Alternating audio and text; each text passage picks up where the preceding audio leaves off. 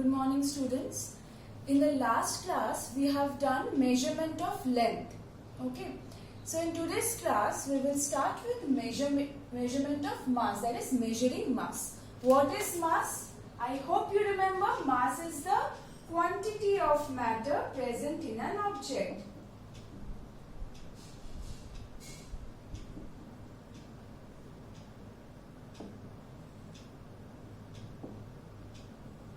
In the previous chapter only we have done what is mass.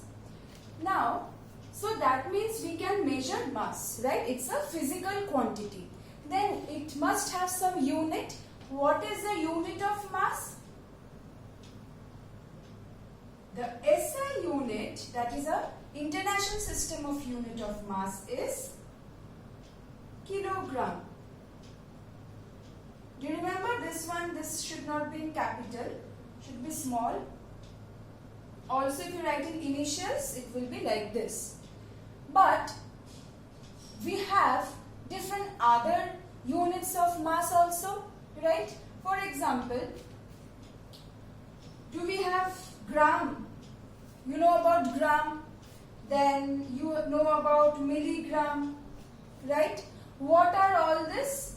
These are the smaller units of the submultiples of kilogram.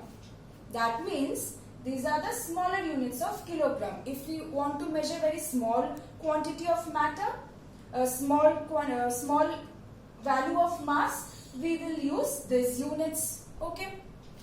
I hope you know how to convert from gram to kilogram, milligram to kilogram. You all know. Then we have also some multiples of kilogram, like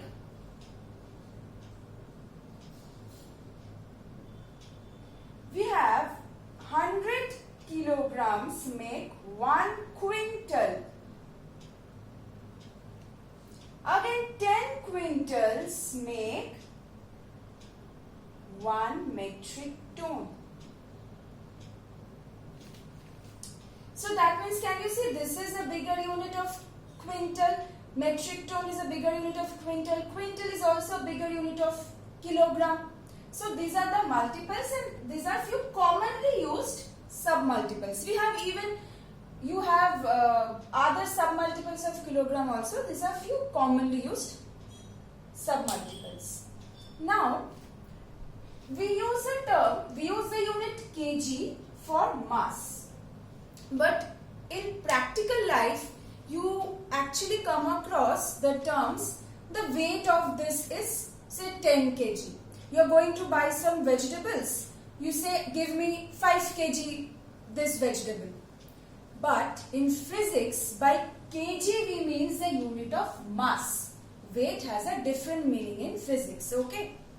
So, now let's see how we can measure mass. What are the devices?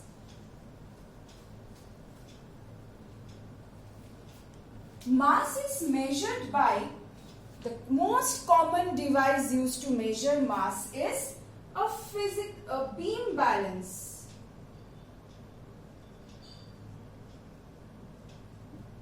A beam balance. Do you can you recognize this one? Where have you seen this? When you go to market, suppose you have gone with your parents to buy some vegetables, you will be able to see this. The shopkeepers, they use this to measure. Suppose this. Let's first know what is the different parts of this beam balance. This thing, this horizontal structure, this one is known as the beam. Okay. Now, this is the pointer.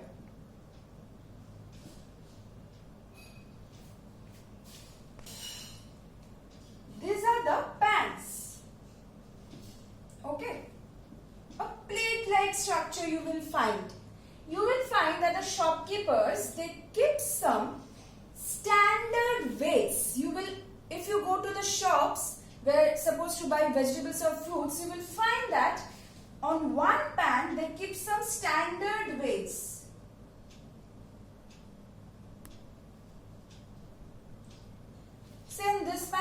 giving some standard weights. Say you want to buy, say 2 kg of cauliflower. So on one pan they will keep some standard weights which measure 2 kg. And on the other pan they will keep on putting the vegetables. How long will they keep on putting? As long as both the pans will be equal. That means we are actually measuring the mass of the cauliflower which you are buying. So when the two pans will be equal, that means they won't move up or down, then you will understand that there is 2 kg of cauliflower in this pan because it is matching with the 2 kg standard weight here. So that is how we measure the mass. So basically we say 2 kg weight in practical life, but in physics it is actually the mass which we are measuring. So that means this is the principle on which the beam balance works. Okay, that on both the pans, when two equal weights are there, the pans will be it's basically the beam will be horizontal. That means if this is the beam and you have this suspended, it won't move like this. Suppose the standard weights, there is 2 kg in this pan, this 2 kg its weight, and the shopkeeper has put 1 kg cauliflower. It will move like this. If the cauliflower here it's 3 kg, it will move like this. Whichever is more, the beam will move tilt toward that side. So that is the principle of the beam balance. Okay. Now there are few criteria for a good beam balance. That means first one is both the pans should be of same mass.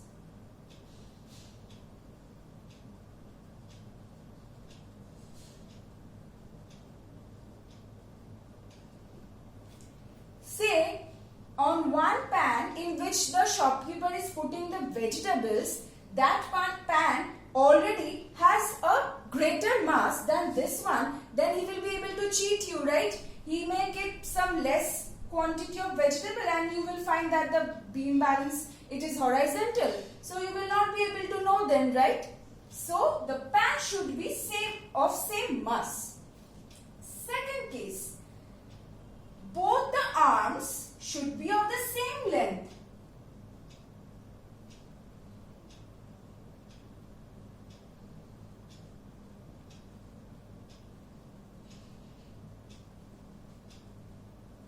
Okay. Third one, the strings with which we are suspending the pans, they should also have the same length and mass. If one is bigger than the other, how can it be horizontal then?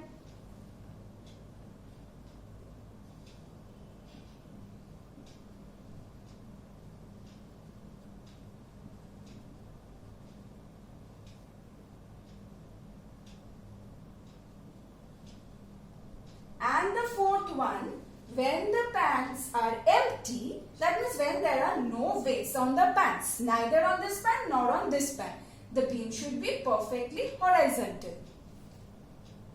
That is why if the beam is perfectly horizontal at that time, then we will be able to know that once we start putting the weights, it will go on tilting either this side or that side, depending on whatever weights we are putting.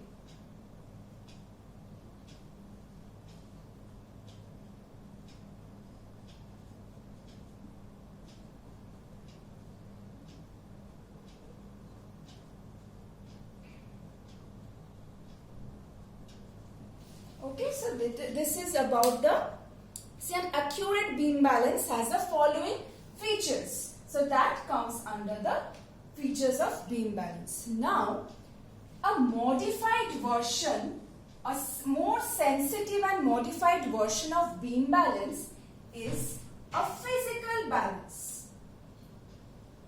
You will find a diagram in your book of physical balance. It's generally used in the laboratories and where actually accurate measurements are required, and also you will find in the jewelry shops also. Okay, so it's also used to measure mass, but nowadays you will find some electronic weighing machines where we find that the weights are actually displayed. It is actually displaying the weight, but in physics, what do we call it? Mass. We find that say 10 kg, 5 kg, whatever is the value, it's being displayed on a screen, on an LED screen. So there is no hustle of, you don't have to worry about this keeping standard weights and everything. So nowadays, those are also used. Okay. So this was all about mass, the units of mass and measuring mass. Now, before covering measuring time, and you have, see, in your book you have measuring time, measuring temperature, the next two topics. Let's skip that for the time being. We will do that in the next classes. Now, let's start measuring area. Okay? Now, see, I have drawn some figures on the board. What are these? These are all, see, closed figures. Flat closed figures bounded by either carved lines or straight lines, right? You will find these, this and this bounded by carved lines, and this bounded by straight lines. So this type of figures are known as plane figures. I hope you know this one is a, say if all sides are equal, this will be a square, this is triangle, this is circle, and these are some random figures I have drawn. Now, the amount of surface enclosed by these plane figures, the amount of surface enclosed by the plane figures is known as area. Okay, so this is what area means. Now, what is area? Is that means a physical quantity, that means it will have some unit. So, what is the unit of area? Unit of area is actually, the SI unit is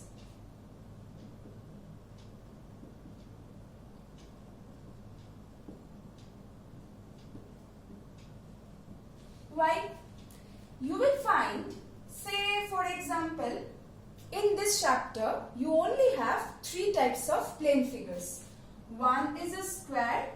Actually you can learn 4 types. Square, then rectangle,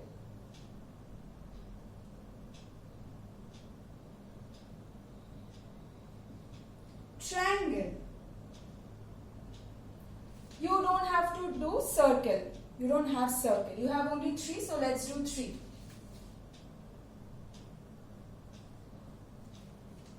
How is the area of a square calculated? If this is a side, this is also side, say we call it length, or you can call it the side simply.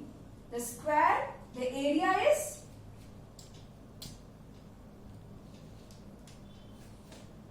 side into side. Okay, say this one, this is the length, this is the breadth. Rectangle area, length into breadth. Triangle, this is known as the base. And this is the height of the triangle.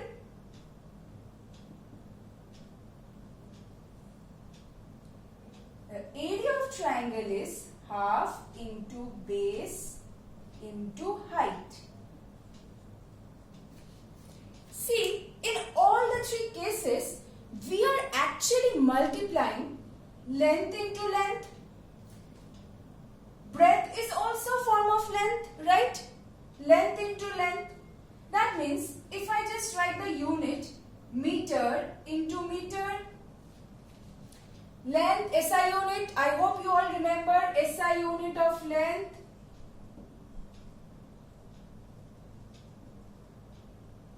Meter. We have already covered that. So meter into meter will give me meter square. Again, length SI unit meter, breadth SI unit meter, meter square. Again, half into base into height. Base is also a form of length we are measuring. We can just simply put a ruler and we can measure this. Meter into height is also a form of length. Meter, meter square. So, SI unit of area is meter square. Okay, we are multiplying length 2 times for calculating area. Let's see how we calculate area. This one is a square, all sides equal. Square area is 2 meter into 2 meter, side into side. So 2 meter into 2 meter will give me 4 meter square. Rectangle.